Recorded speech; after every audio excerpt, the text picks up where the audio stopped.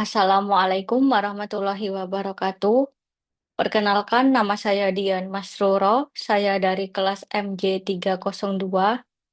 Pertama-tama saya ingin mengucapkan terima kasih banyak kepada Bapak Abdurrahman, SEMAK, selaku dosen pengampu mata kuliah Pendidikan Agama. Pada kesempatan kali ini saya ingin mempresentasikan hasil dari ujian akhir semester yang berjudul Etika Bekerja dan Berbisnis Menurut Ajaran Agama Islam. Langsung saja, latar belakang etika ekonomi. Yang pertama, krisis etika bisnis modern. Dunia bisnis menghadapi banyak masalah etika seperti skandal korporasi dan praktik korupsi yang merusak kepercayaan masyarakat. Kemudian, dikotomi nilai agama dan bisnis. Banyak pelaku bisnis mengalami pertentangan antara nilai agama dan praktik bisnis sehari-hari yang tidak selalu sejalan. Yang terakhir, solusi etika ekonomi Islam. Islam menawarkan solusi ekonomi yang berlandaskan nilai ilahiyah dengan muamalah dan kejujuran sebagai dasar utama dalam berbisnis. Selanjutnya, rumusan masalah etika Islam. Konsep dasar etika Islam. Etika dalam Islam menekankan kejujuran, integritas, dan tanggung jawab dalam kehidupan sehari-hari termasuk aktivitas ekonomi. Kemudian prinsip etika kerja dalam bisnis. Al-Quran dan hadis menggarisbawahi prinsip keadilan, transparansi, dan larangan penipuan dalam bekerja serta berbisnis. Selanjutnya, implementasi di ekonomi kontemporer. Prinsip etika Islam diimplementasikan dalam berbagai sektor ekonomi modern, mendorong praktik bisnis yang berkelanjutan dan berkeadilan. Selanjutnya, tujuan penulisan utama yaitu analisis landasan filosofis.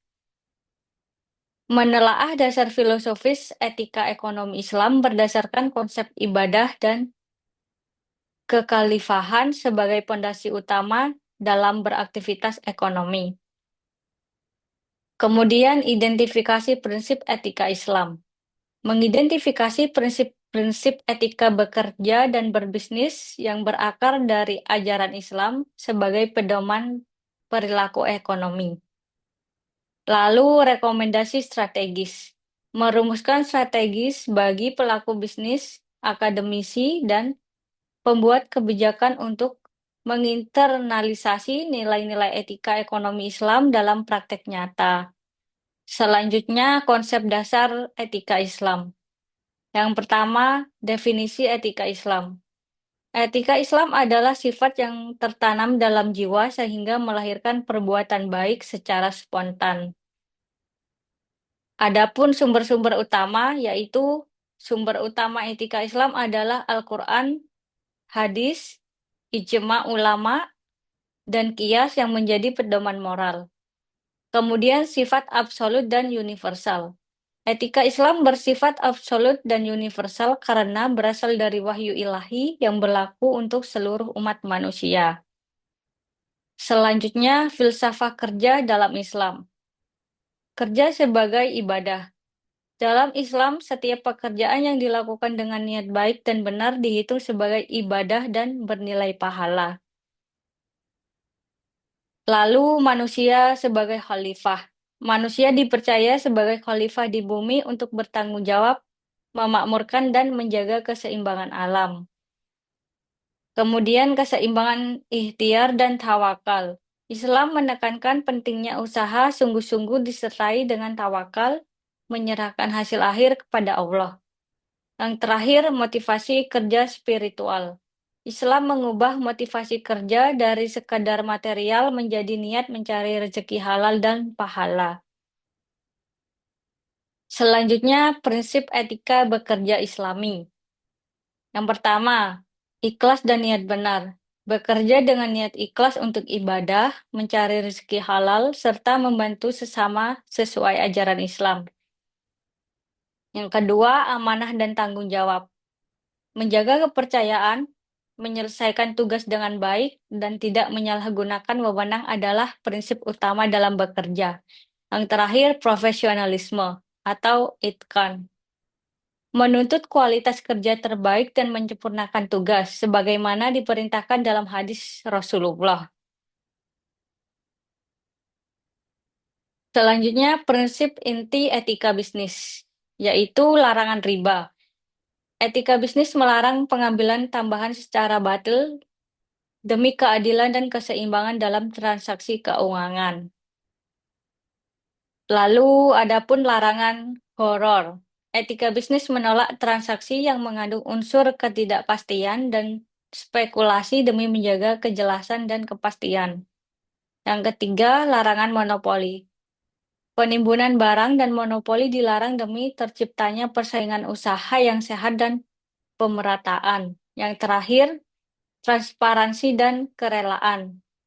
Transaksi bisnis harus dilakukan secara transparan dan atas dasar kerelaan kedunia belah pihak. Selanjutnya, studi kasus implementasi syariah. Pertumbuhan perbankan syariah. Perbankan syariah di Indonesia mengalami pertumbuhan aset pesat dan terbukti tahan terhadap krisis ekonomi. Kemudian, industri halal global. Indonesia berpotensi menjadi pusat industri halal global melalui sertifikasi dan standarisasi produk halal. Yang terakhir, kewirausahaan sosial berbasis masjid. BMT dan Koperasi Syariah memberdayakan ekonomi koperasi melalui kewirausahaan sosial berbasis masjid. Selanjutnya, tantangan dan peluang era digital. Yang pertama, tantangan era digital. Era digital membawa dominasi kapitalisme, budaya, konsumtif, dan regulasi yang belum siap menghadapi perubahan pesat. Kemudian peluang ekonomi syariah, e-commerce halal, vintage syariah, dan blockchain menciptakan peluang besar di pasar ekonomi syariah global. Kemudian peran generasi muda. Generasi muda Muslim yang melek digital mendorong perkembangan ekonomi syariah di era globalisasi dan tren ESG. Lalu yang terakhir, kesimpulan dan saran etika ekonomi Islam, yaitu prinsip etika ekonomi Islam. Etika ekonomi Islam menekankan kejujuran, keadilan, larangan riba dan gharar, serta tanggung jawab sosial dalam segala aktivitas ekonomi. Adapun implementasi berkelanjutan, perbankan syariah, industri halal, dan kewirausahaan sosial membuktikan keberlanjutan ekonomi syariah dalam praktik nyata. Yang terakhir, peluang dan tantangan global. Digitalisasi menghadirkan peluang besar untuk ekonomi syariah, meski tantangan kapitalisme global tetap ada dan harus diantisipasi. Sekian presentasi dari saya. Bila ada salah kata, saya mohon maaf. Wassalamualaikum warahmatullahi wabarakatuh.